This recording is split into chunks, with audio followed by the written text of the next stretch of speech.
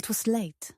One of those nights where the rain falls heavy and the streets look like dark rivers. I remember holding my phone, scrolling, waiting for his message. Liam always texted back fast, but tonight, nothing. Just silence. I told myself he was busy.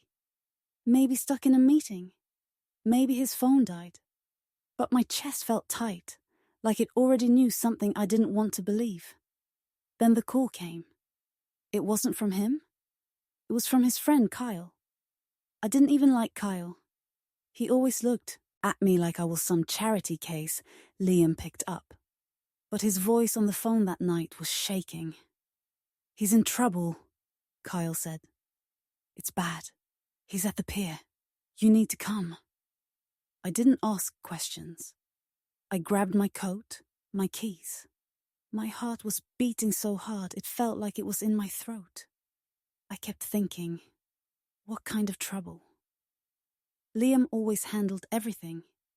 He was the strong one, the one who made the rules, the one who never lost control. But when I got there, I saw it all crashing down. He was leaning against the side of his car, blood running down his face. There were two guys yelling at him. One was holding a bat. The other had something in his hand. I think it was a knife. I froze. My body wanted to run, but my feet stayed glued to the wet pavement. Liam didn't even see me at first. He looked lost, scared in a way I'd never seen. Like all the walls he built were cracking right there under the streetlights. "Get out of here!" he shouted when he saw me. His voice was rough, full of panic. But I couldn't. I wouldn't. I did the only thing I could think of. I started screaming, loud, crazy, like some wild person. I pulled out my phone, pretending to call the cops even though my hands were shaking too much to dial right. "Back off! The police are coming!" I yelled. "You're on camera!" It worked. Or maybe they just didn't want the noise. The guys backed away, cursing, saying things about how Liam owed them, how this wasn't over. And then they were gone. I ran to him, my hands on his face, checking the cut near his eye. His breath was ragged. His shirt was soaked with blood and rain. What happened? "Liam, what did you do?" He wouldn't answer. His jaw was clenched tight, like he was locking all the words inside. But when I tried to pull away, to call someone, to get help, his hand grabbed mine, tight, like he was drowning, and I was the only thing keeping him above the water. "Don't tell anyone," he said, his voice cracked. "Please, no one can know about this." I wanted to argue. I wanted to tell him this wasn't normal, that people didn't end up bleeding on docks unless something was really, really wrong. But his eyes were begging me, and I loved him. Or maybe I loved the version of him I thought I knew. So I said okay. I helped him into the car. I drove him home. I cleaned his cuts. I sat with him in silence until the shaking stopped. That night, I thought we were closer than ever. I thought I proved something. That I wasn't just his girlfriend. I was his partner. His ride or die. His hero. He kissed me softly after I bandaged his arm. He told me I was the only one he trusted. That he didn't deserve someone like me. And I believed him. Stupid, right? I believed that saving him meant something. That it would change everything between us. That he'd finally let me all the way in. But looking back now, I see the truth. That night wasn't the beginning of us. It was the beginning of the end. Because when someone lets you see them at their weakest, it doesn't always mean they love you. Sometimes it means they know exactly how to use you. And I was too blind to see it. I thought I saved him, but maybe he saved himself and left me holding the pieces. I wish I could go back to that night. I wish I could grab my past self by the shoulders and scream at her to walk away. To see the warning signs, but I can't. All I can do now is tell the story and hope someone else listens. Because not every person you save wants to be saved. And not every person who lets you in will stay. The night I saved him felt like a lifetime ago. Back then, I thought we were unbreakable. I thought I had proved to him that I was someone he could trust with everything. His life, his secrets, his fears. But I was wrong. So wrong. At first, things seemed okay. He texted me the next morning. A simple, "Thanks for last night," with a heart. It wasn't much, but it meant something to me. It made me feel like what I did mattered. But then the replies started coming, slower. I'd send a message and see it sit there, unread. Or worse, read and ignored. He used to call me first thing in the morning and before bed. Now days would pass with nothing but silence. I kept making excuses for him. Maybe he was busy. Maybe he was dealing with what happened that night in his own way. I told myself over and over that he'd come back to me when he was ready. But deep down, I felt it. That cold, sick feeling in my stomach. Like something was slipping away. And no matter how hard I tried, I couldn't hold on. I'd stare at my phone until my eyes hurt. Watching that little grey text bubble, waiting for it to turn blue. I sent him pictures of silly things, inside jokes, little reminders of us. But most of the time, he left them on red. I told my friends he was just going through something, that he needed space, but they weren't buying it. Even my sister looked at me like I was lying to myself. "People who want to talk to you will," she said one night. "No one's that busy." I didn't want to hear it. I didn't want to believe that after everything I did for him, after everything we went through, he could just disappear. But that's exactly what he did. Weeks passed. I counted them like scars. Every empty day felt heavier than the last. His social media? Oh, that was alive and well. He was out with friends, posting stories at clubs, dinners, parties. Smiling, like nothing ever happened, like I didn't exist. He didn't block me. No, he let me watch, like he wanted me to see how fine he was without me. One night, I finally broke. I sent him this long message. I told him how I felt, how I didn't understand what was happening, how I deserved at least an answer. It stayed on read. For 3 days, no reply. No sorry. No explanation. Nothing. That's when the anger started. It sat inside me burning, growing bigger with every second he left me hanging. I started replaying everything in my head. Every lie he told me. Every promise he broke. I realized I was the only one holding on to something that was already dead. I remember sitting on my bed, staring at the thread of our messages. From the sweet nothings, the "I miss you," the "I'll always be here." And now, just empty space. That night I deleted his number. But I couldn't delete the ache in my chest. It felt like he took something from me. Not just love, trust, safety. My own self-worth. I gave him everything, and he threw it back in my face like it was nothing. The worst part? I let him. I let him ghost me. Like I wasn't worth a goodbye. Like I was some stranger he could forget overnight. My friends told me to move on, to let him go. But they didn't understand.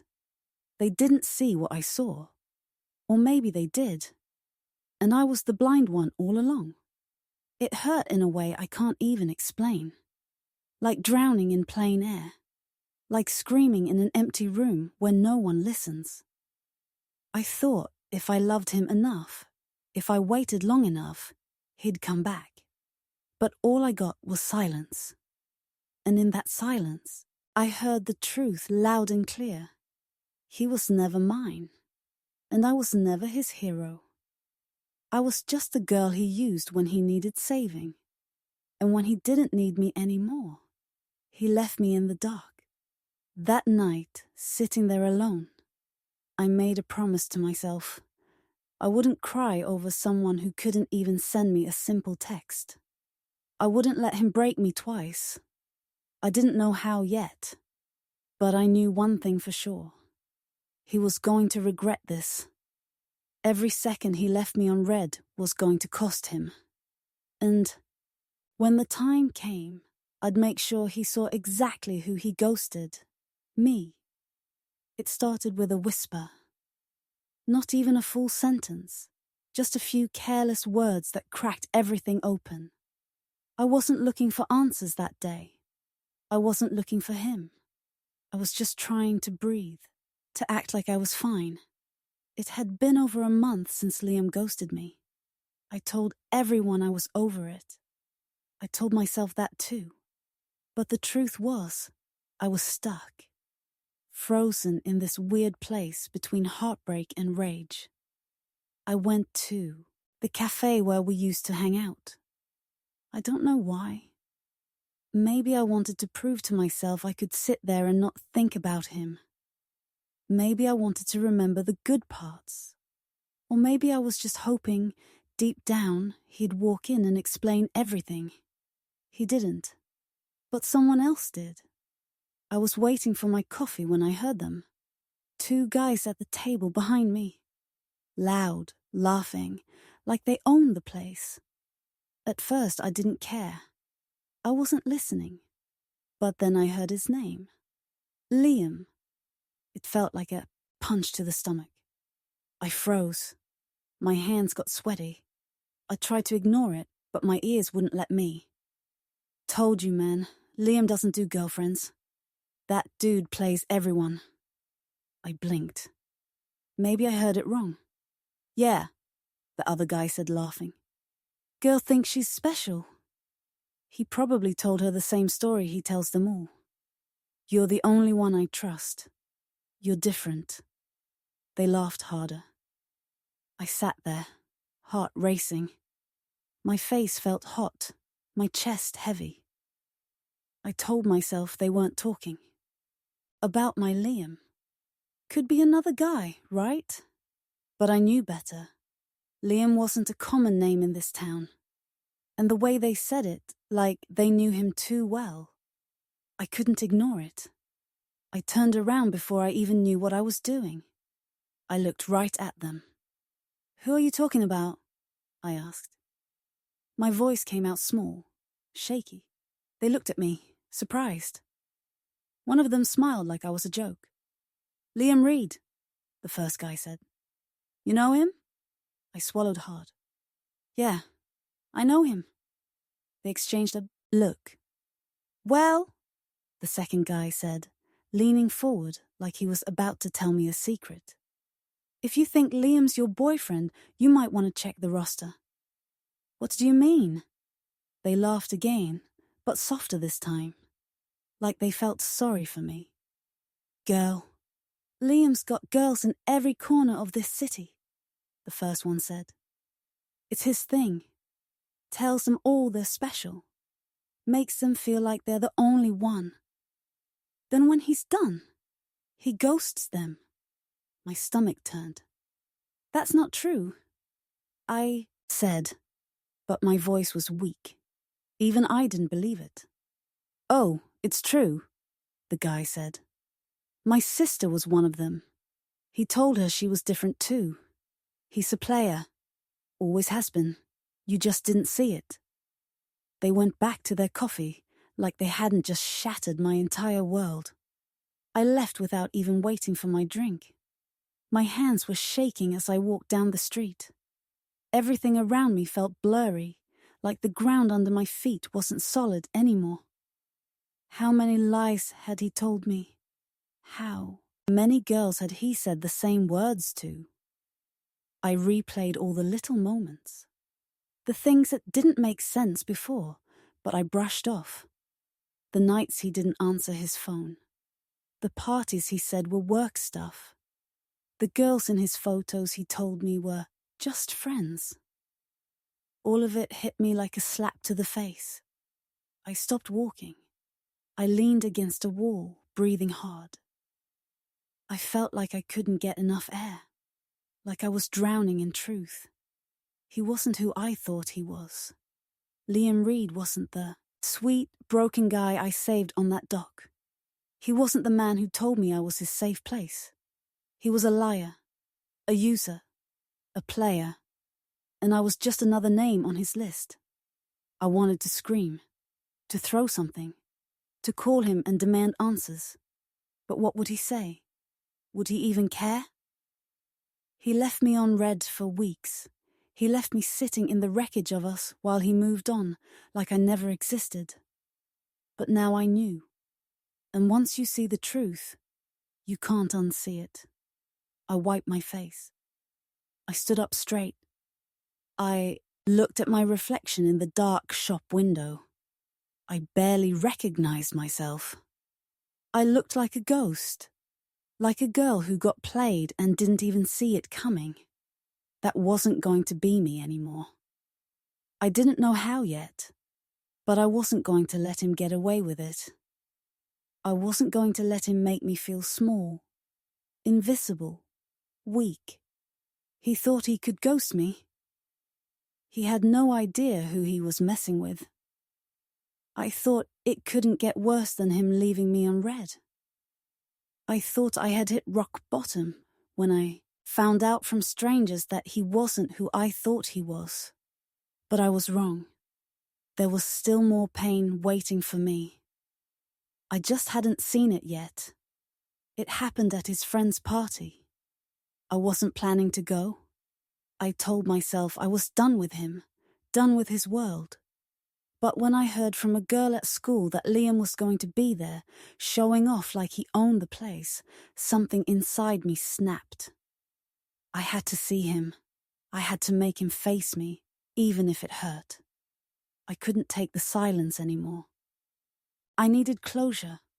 Or maybe I just wanted to see him look me in the eye and admit it. I walked into that party like I was fine, like I belonged. I dressed up, did my hair, put on makeup. I told myself I looked like the girl who didn't care. But my heart was pounding the whole time. My hands were cold. My stomach twisted the second I saw him across the room. He looked the same. Perfect hair, fake smile, acting like the king of the night. He was surrounded by people, laughing, drinking like nothing had happened. Like we never happened. I walked toward him, but he didn't even notice me at first. When he did, his face didn't change. No guilt, no shame. Just a blank look, like I was some stranger crashing his party. "Liam," I said. My voice cracked, but I tried to hold it together. He looked me up and down like he was bored already. "Hey," he said flat, like I was nobody. Like he didn't owe me anything. "Can we talk?" I asked. He shrugged. "I'm kind of busy." That was the moment I felt the first crack inside me, like something sharp slicing right through my chest. "I just want to know why," I said, my voice quieter now. "Why did you ghost me? After everything?" He smiled, but it wasn't a kind smile. It was the smile of someone who knew he had all the power and loved it. "Ghost you?" he said loud enough for people around us to hear. "I don't even know what you're talking about." The people near him laughed. I saw them glance at me, whispering. I felt my face heat up. "Don't do this, Liam. Don't act like you don't know me." He leaned in close, his voice low and cold. "Look, we had some fun. That's all. Don't make it a thing, okay? Some fun. That's what I was to him." I stood there shaking. I could feel everyone watching. I was the show now. The desperate girl who wouldn't take the hint. The girl who didn't get the memo that she was nothing. Wow, I whispered. My throat was tight, like I couldn't breathe. You're really doing this in front of everyone? He didn't say sorry. He didn't say anything. He just smiled and turned back to his friends like I wasn't even there. Like I never mattered. I stood there for a few more seconds, too numb to move. The music was loud, people were laughing, drinking, having fun. And me, I was invisible. A ghost at my own funeral. I walked out of there, my legs barely working. My heart felt heavy, broken into pieces I couldn't pick up. I made it to my car before the tears came. They fell hard and fast, and no matter how much I wiped them away, they kept coming. I had never felt so small, so humiliated, so crushed. All this time, I thought he was the broken one. I thought I was the one helping him, saving him. But now I saw the truth. I was the fool. He used me, lied to me, made me believe I was special. And when he was done, he didn't just walk away. He made sure I felt worthless, like I was trash he could throw out without a second thought. That night, I sat in my car for hours crying until I couldn't anymore. And when the tears stopped, something else took their place. Hate. I hated him. But more than that, I hated how I let him make me feel. Like I was nothing. Like I was invisible. No more. I didn't know how, but I wasn't going to let him win. I wasn't going to let him erase me like I was just another girl he played. He wanted to forget me. Fine. But I was going to make sure he remembered me. Forever. At first, all I wanted was for the pain to stop. I didn't care about revenge or getting even. I just wanted to stop feeling like I was nothing. After Liam humiliated me at that party, I couldn't even look at myself in the mirror without hearing his voice. That cold, fake smile. Those words that cut deeper than any knife. You're just some girl. It echoed in my head every night. I barely ate. I barely slept. I'd lay in bed, staring at my phone, even though I deleted his number. Part of me still wanted to believe it was all a bad dream. That he'd text me and say it was a mistake. That he was sorry. That he missed me. But he didn't.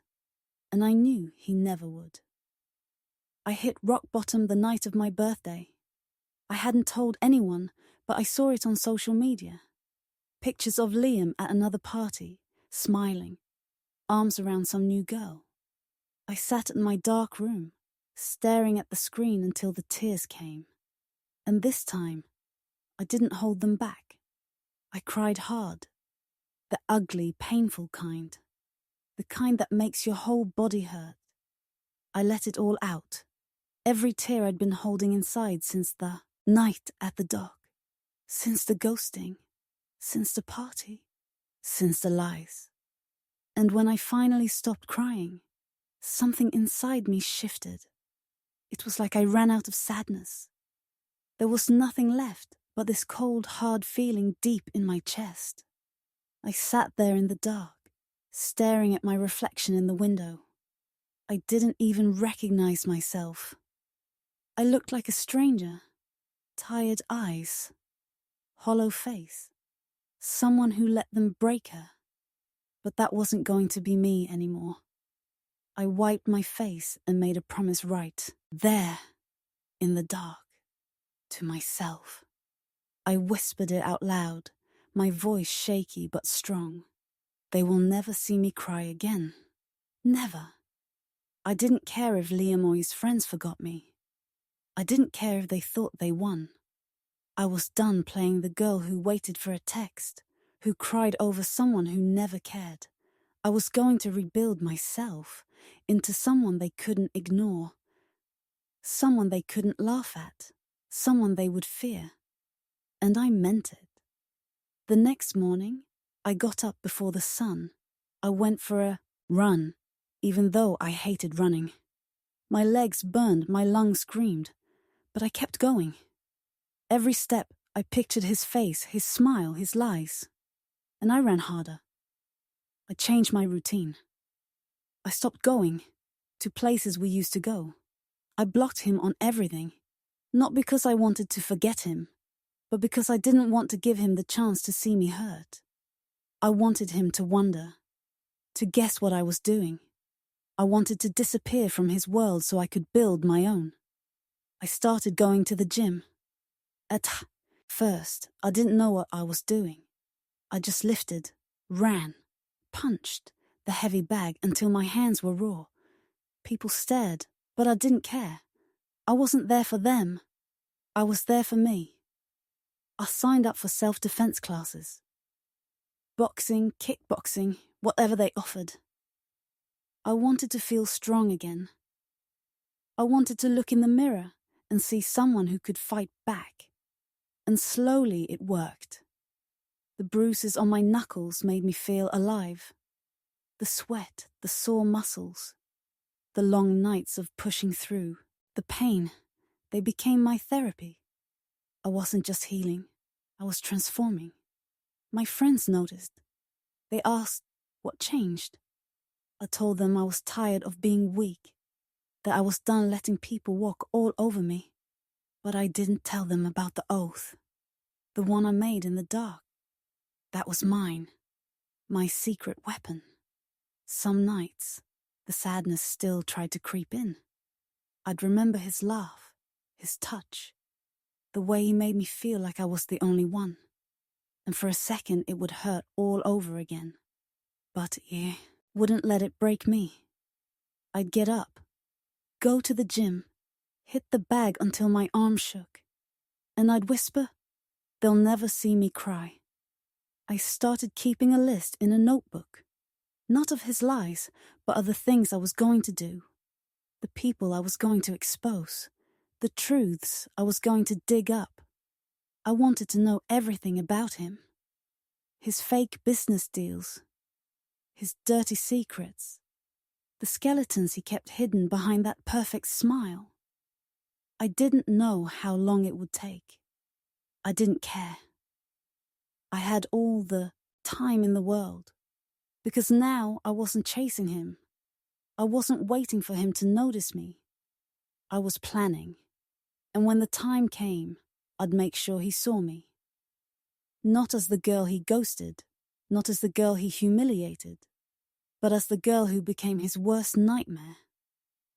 Liam thought he was smart. He thought he could cover his tracks, hide who he really was behind fake smiles and pretty words. But he forgot one thing. People like him always leave a trail. They get sloppy because they think no one will ever dare to look. He was wrong. I started small. I asked around. Not to his face, not to the friends who worshipped him. I talked to the people on the outside. The ones he stepped over to climb to the top. The ones he thought were too small to notice. They noticed, and they remembered. It didn't take long to hear the whispers. He owes people money. He screws over his own partners. He lies about his deals. I wrote it all down. Every name, every place, every date. My notebook became my weapon. Then I dug deeper.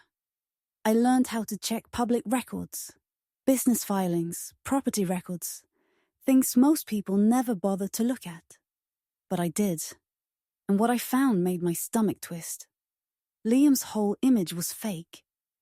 The company he bragged about? He didn't even own it. His name wasn't on anything real. He used front names, borrowed credit, stole ideas from people who trusted him. I found lawsuits, complaints, people who tried to take him down but gave up when he threatened them or made them sign silence papers. I wasn't going to give up. I kept going.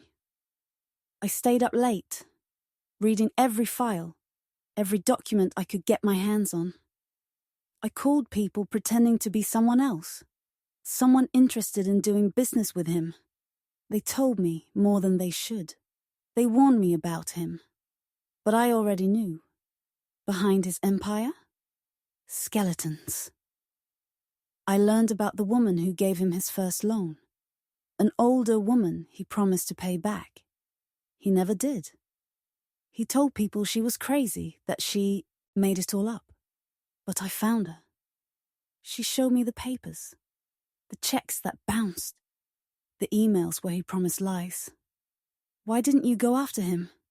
I asked her. She looked at me like she'd given up a long time ago. "Men like him always win," she said. Not this time, I thought. Piece by piece, I built the puzzle. And what I saw made me sick. He didn't just hurt me. He hurt everyone who trusted him. He used them, took what he wanted, then left them in the dirt. But now I had the dirt. It wasn't just about revenge anymore. It was bigger. I wanted everyone to see what I saw. I wanted his whole world to come crashing down brick by brick. But I knew I had to be smart. If I rushed it, he'd see me coming. And Liam was dangerous when cornered. I had to play the game like him. Cold, careful, patient. I started leaking little things. A photo here, a message there. Small enough to make people question, but not enough to trace back to me. I used fake accounts, burner emails. I made him look over his shoulder. I made his friends whisper behind his back. Then I sent a letter. Anonymous. I sent it to one of his biggest clients. Inside, copies of fake contracts he used. Proof that he lied about deals. I didn't need to sign my name. The papers spoke for themselves. I heard through the grapevine that the client pulled out, that Liam lost a big deal, that he was losing control. Good. I wasn't done. I sent another letter to his landlord, exposing how he falsified financial statements to get the lease. More documents. More proof. I watched from the shadows as his little kingdom started to shake. People stopped trusting him. The investors. The friends. The girls. It wasn't fast. It was slow, like a crack in the ice spreading under his feet. And he had no idea where it was coming from. And still, he smiled on social media. Still, he acted like nothing was wrong. But I knew better. I saw the cracks in his face. I saw the fear behind his eyes when he thought no one was looking. I wasn't scared of him anymore. I had all the power now. Because the truth, it's a weapon. And I had it in my hands. I knew his secrets. And they were mine to control. Liam still thought he was untouchable. Even as the cracks showed, even as deals started falling apart around him, he walked into rooms like he owned them. He laughed louder, smiled wider, like nothing could reach him, like the whole world was still at his feet. That's what made it so easy. He never saw me coming. I moved in silence. I let him think I was gone, broken, forgotten. I let him believe his ghosting worked, that I was another girl who'd cry and disappear. But I was never gone. I was right there, watching, waiting.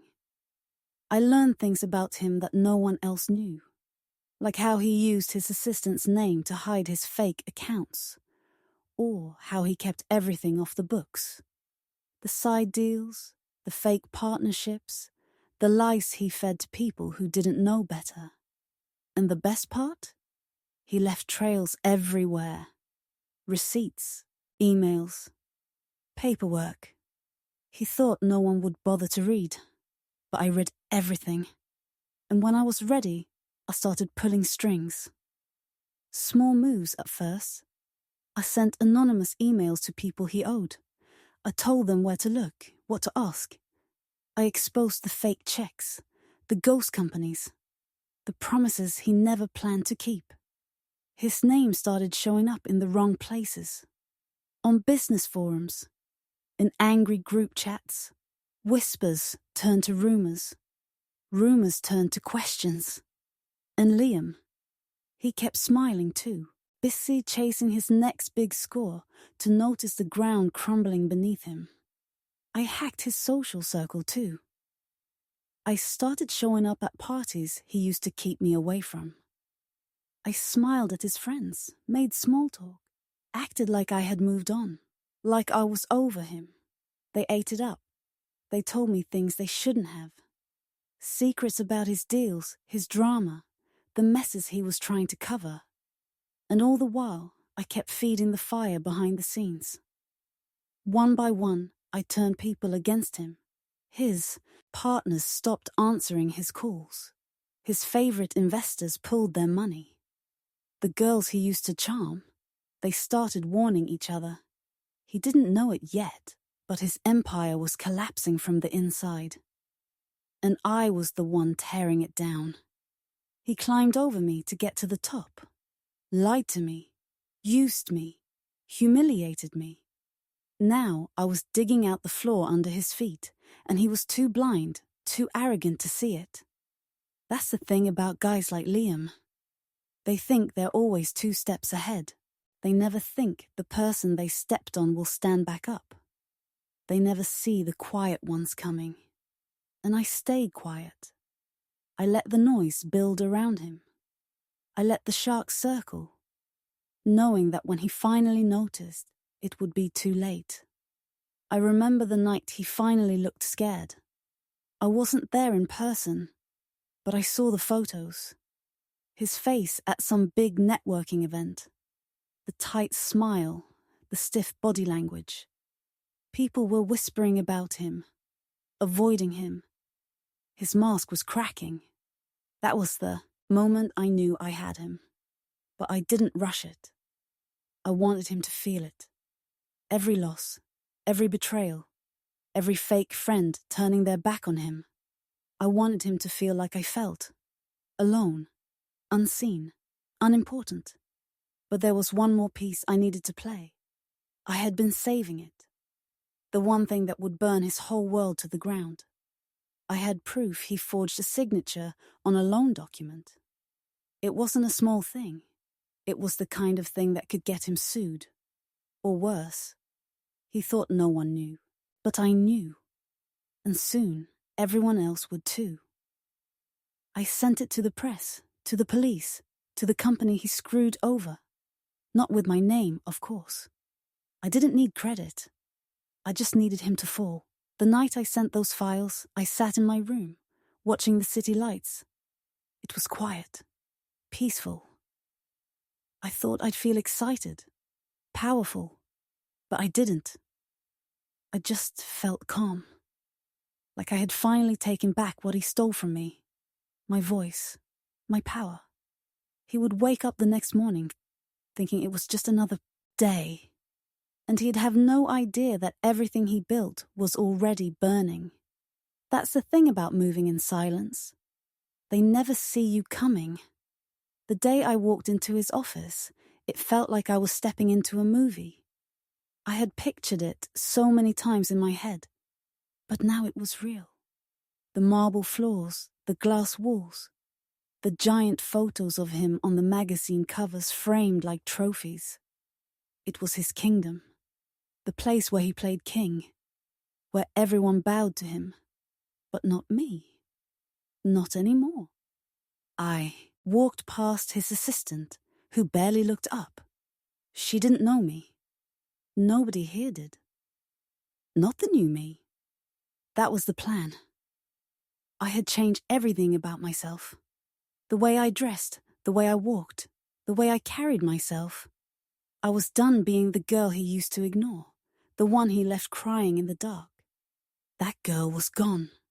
Now, I was the one holding the power.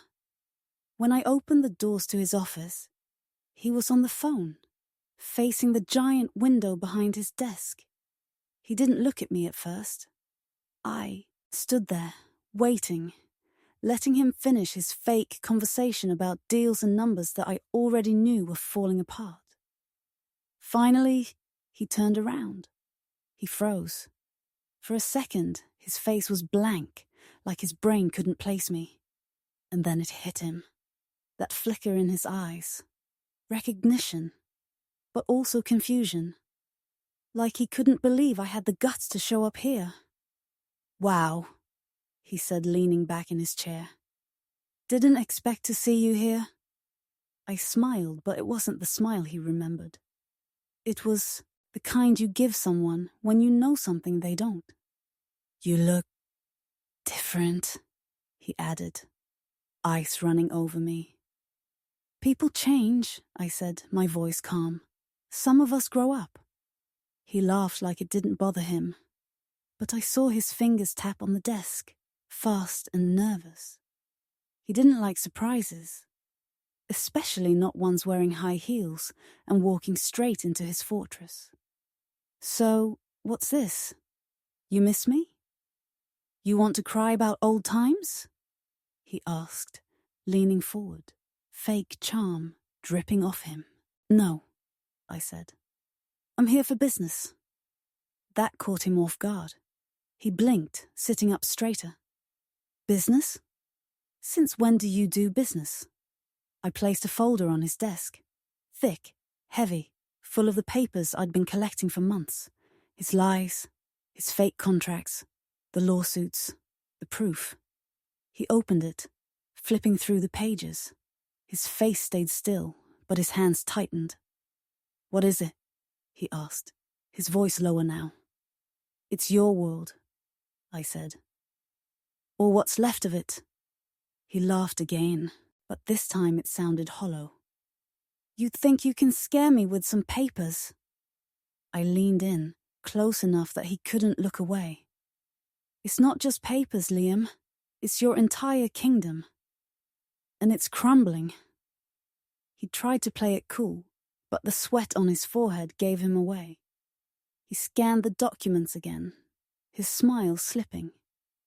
"You went through a lot of trouble for someone you claim is in the past," he said, his tone sharper now.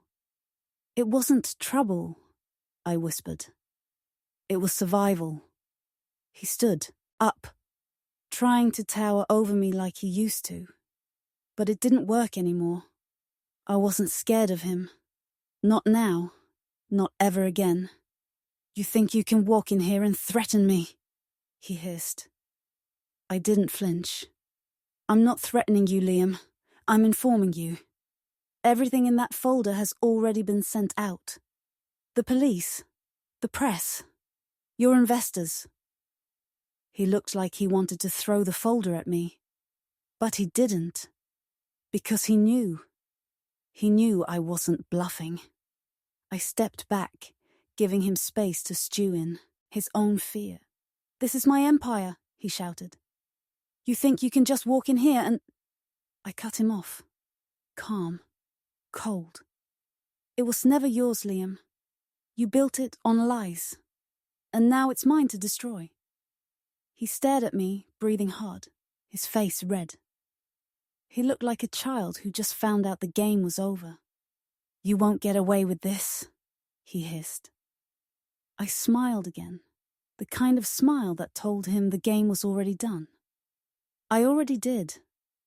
For a long second, we just stood there. Two people who once shared secrets, kisses, promises. Now strangers standing on opposite sides of a war I had already won. He opened his mouth, maybe to beg, maybe to curse me. I didn't care. I turned and walked away. I didn't look back. I didn't need to. Because now he was the one watching me walk away. And I knew he'd never forget it. He thought it was over after I walked out of his office. He thought I'd had my little moment, dropped off my folder and disappeared again. That was always Liam's mistake. He never understood people like me. The ones he pushed too far. The ones he turned into ghosts. But ghosts have a way of sticking around. I didn't just want him to lose his business. That was too easy. I wanted him to feel the same thing he made me feel. Powerless. Alone. Forgotten. And I wasn't done yet. The real twist. I was never after the money. I was after the people. His people. The ones he lied to, cheated, used. They were the real keys to destroying him. So I found them. The investors. The business partners. The girls he tricked into believing they were special. I brought them together. Some didn't want to listen at first. Liam had a way of making people feel small, like their voices didn't matter. But when they saw the proof, the documents, the photos, the contracts, they started to believe. And once they believed, they wanted in. I helped them file the reports. I helped them tell their stories. We made a storm, and we made sure Liam was right in the middle of it. He couldn't run from it this time. I heard through the grapevine that the police opened an investigation, that his investors froze his accounts, that the press was eating him alive. His face was all over the news, but not as the hero he tried to be. Now he was the villain, the liar, the fraud. But I wasn't done. I still had one card left to play. The video. I had saved it for last. The one where he admitted everything, where he told his friend laughing how easy it was to use people, how no one would ever bring him down because they're too scared and I'm too smart. I sent it to the people he cared about most. His family, his followers, his fake friends. And I made sure he knew exactly who sent it. No hiding. No anonymous letters this time. I sent it from my account, with my name, with a message. You thought you ghosted me. I've been haunting you this whole time. That's when the calls started. Blocked numbers, desperate messages. I didn't answer any of them. Until one night, I saw him outside my building. He looked like a shadow of the guy I used to know. His hair was a mess. His suit was wrinkled. His eyes were wild, like he hadn't slept in days. I stepped outside, calm, steady. You win, he said, his voice rough. I crossed my arms. This was never about winning, Liam. This was about the truth. He shook his head. You ruined me. I laughed. Cold. Empty. You ruined yourself. I just helped you face it. He stepped closer, like he thought he could still charm me, like the old Liam could talk his way out of anything. But that version of me, the one who'd melt at his smile, she was dead. Please, he whispered. You can stop this. We can work something out. I tilted my head. Work something out? Like how you worked me out of your life. Like how you worked all those people out of their money. Out of their dignity. He opened his mouth, but nothing came out. For once, Liam had no words. I wanted you to feel it, Liam, I said, my voice low but sharp. Not just the loss, the silence. The way you made me feel when you erased me. Like I didn't exist. He dropped his head, breathing heavy. Well, now you know, I added. Now you know what it feels like to be haunted. I turned to leave, but he grabbed my arm. Don't walk away from me, he hissed. I looked down at his hand, calm, collected. Let go, Liam. He held on a second longer, then let go like my skin burned him. You were never this strong before, he muttered. I smiled.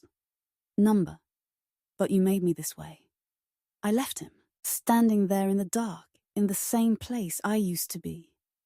And I didn't look back, because the truth, he was already gone. The man I loved never existed. All that was left was a broken shell of the boy who thought he could ghost me and walk away clean. But I wasn't a ghost. I was the storm. And now? He had to live in it. Liam's empire didn't fall in one day. It cracked slowly, piece by piece, until there was nothing left standing but him, surrounded by ruins. The thing is, people like him don't see the fall coming until they're already on the ground. By the time the lawsuits hit, his investors were gone. His clients pulled their contracts. His so-called friends stopped answering his calls. His office was emptied overnight. His name, once everywhere, was now a punchline. And me. I wasn't just watching from the sidelines. I was the one signing the papers, making the calls, taking over the very deals he built on lies. The clients who once trusted him now trusted me. The ones he hurt came to me for help. His enemies became my allies. It wasn't about revenge anymore. It was about building something real on the ashes of what he destroyed. And it was all under my name now. The first time he showed up at my office, no one recognized him. He looked like a ghost. His suit was cheap, wrinkled. His hair was greasy, like he hadn't showered in days. His face, pale and tired, with shadows under his eyes. He tried to walk past the front desk like he owned the place. Old habits. But the receptionist stopped him. "Do you have an appointment?" "I'm here to see her," he said, voice sharp, like he still thought he had power. I stepped out of my glass office, calm, in control. "It's fine," I told her. "Let him in." He walked in like a storm, but I stayed still. "You happy now?" he snapped, slamming his hands on my desk. "You wanted to ruin me? You did it." I didn't blink. "No, Liam, you did it to yourself." He laughed bitterly.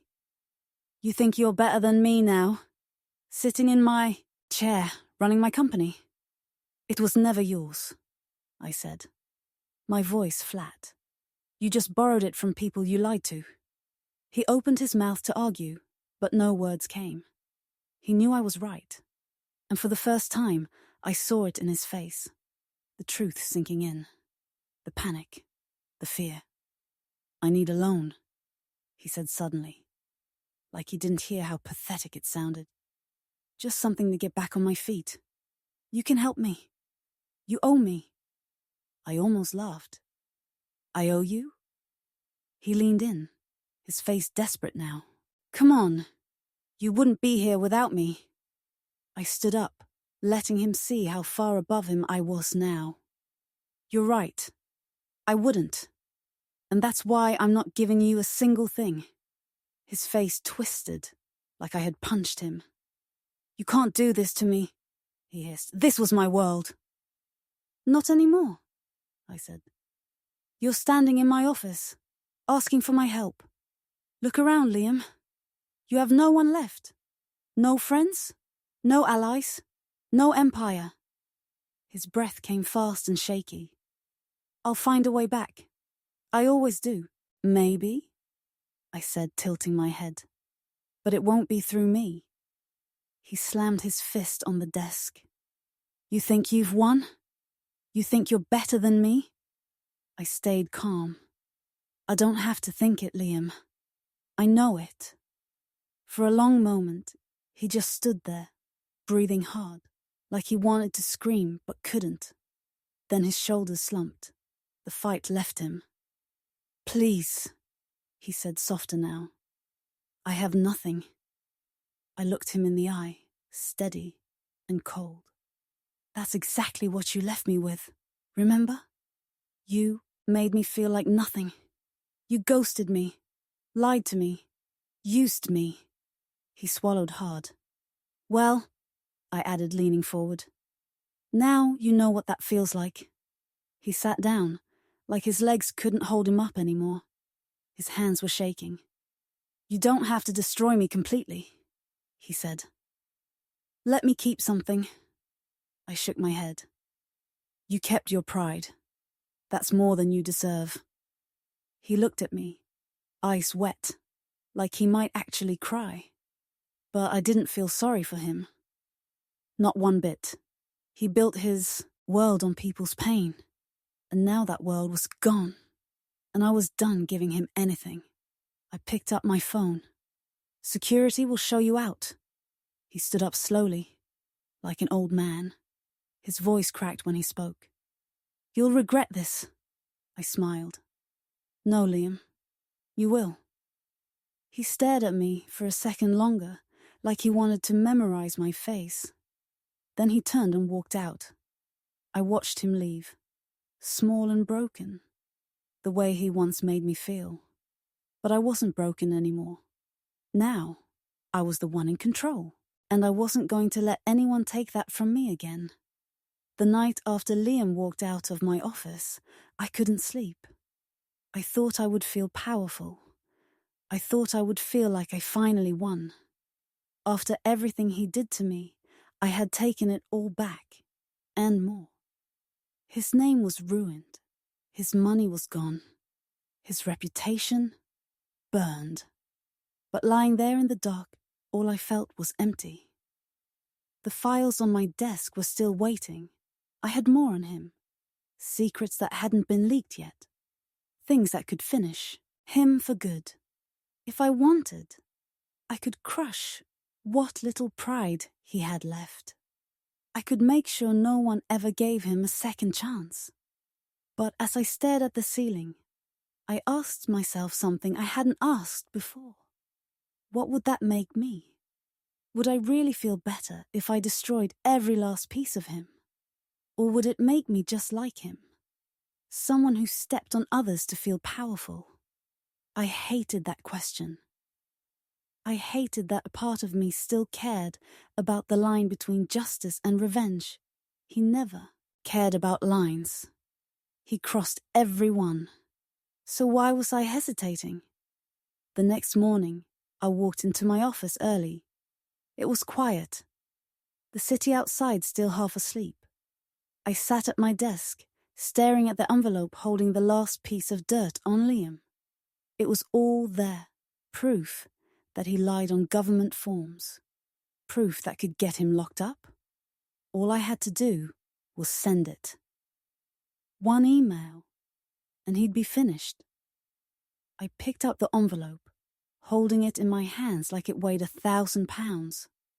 That's when Mia, my assistant, walked in. She looked at me, like she could see something was off. You okay? She asked. I nodded. Yeah, just thinking. She smiled a little. About him? I didn't answer right away. She sat across from me. You know, everyone thinks you already won. You took back everything he stole. I looked at her. But is it enough? She shrugged. Only you can answer that. But I've been watching you, and I think you already proved your point. I leaned back in my chair. He deserves to lose everything. He has, she said. Maybe what he doesn't deserve is your time anymore. That hit harder than I thought it would. I realized she was right. I had been living in his shadow, chasing revenge, holding on to the pain like it was the only thing left of me. But maybe I didn't need to hold it anymore. Maybe I could let him fall on his own and walk away. I took a deep breath. For the first time, I felt the weight start to lift. I picked up the envelope, looked at it one last time, and then dropped it in the shredder. Mia blinked. You're not gonna send it? I shook my head. Number, I've done enough. She smiled. Good for you. It wasn't about letting him off the hook. He was already finished. His empire was gone. His name was dirt. His face was all over the internet. And not in the way he used to love. I didn't need to crush him any more than that. Because now I wasn't just free from him. I was free from who I used to be. I stood up and opened the window. The city was wide open, loud and alive. And for the first time, it felt like it was mine, not his. I had spent so much time plotting, fighting, hurting, that I forgot what it felt like to live for me. Now I remembered. Liam could keep the scraps of his old life. Let him sit in the ruins and wonder how it all went wrong. I didn't care anymore. I wasn't going to waste another second of my life on him. That was my final move. Not crushing him, but walking away, and knowing he couldn't do the same. He would spend the rest of his life chasing the ghost of the girl he thought he could erase. And I was done being a ghost. I was done with revenge. It was time to start building something real. For me. Not for him. Not for anyone. Me. The first time I stood on the stage, I thought about him. Not because I missed him. Not because I still cared. But because I realized this moment, this feeling, was something he never gave me. And now, he couldn't take it away. The room was packed. People who once ignored me, doubted me, talked about me behind my back. Now they were here to hear me speak. It wasn't about him anymore. It was about me, my work, my voice. I built this from nothing, from pain. From nights where I wanted to disappear but didn't. From days where I felt invisible but kept going. Liam's name barely came up anymore. He was old news now. People whispered about how far he'd fallen, how he lost everything, but I didn't care about his story anymore. This was mine now, and it was only just beginning. I walked up to the mic. My hands didn't shake this time, my voice didn't crack.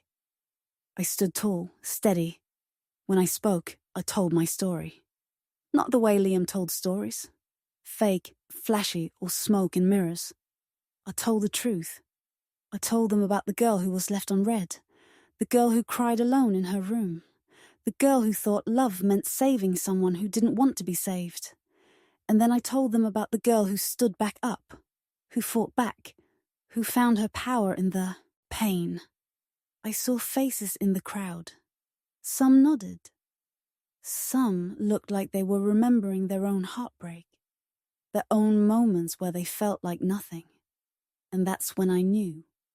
This wasn't just about me anymore. It was bigger than him. Bigger than the revenge. It was about all of us who'd been made to feel small. I was done being the victim in my own story. After the event, people came up to me. They thanked me, told me I was brave. But the truth was, bravery wasn't something that just appeared. It was something I built, piece by piece, out of every time I wanted to quit, and didn't. I walked outside, letting the cool night air hit my face. For once, it didn't feel heavy. It felt light, free. My phone buzzed. It was a text from Mia. He tried to call again. I smiled, but it didn't hurt anymore.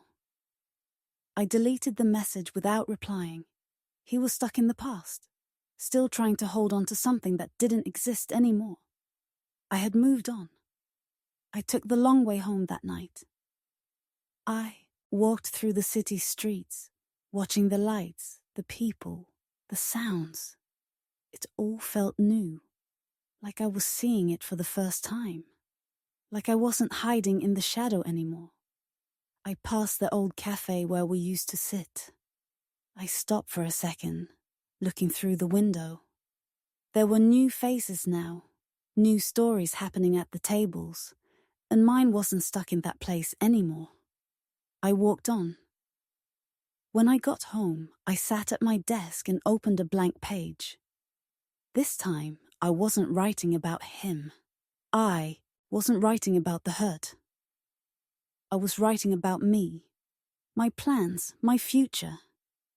I filled the page with ideas, dreams, goals, things that had nothing to do with Liam or what he took from me. Because the truth was, he didn't take me. He tried. But I found myself in the wreckage. And the woman I became, she was stronger than I ever thought I could be. I turned off the lights, looked at my reflection in the window and smiled. Not the fake smile I used to wear for him, A real one. The kind that comes from surviving the worst and still choosing to stand. This was my life now, and no one, especially not him, was going to write it for me. I owned the pain, I owned the power, and I was never giving it back.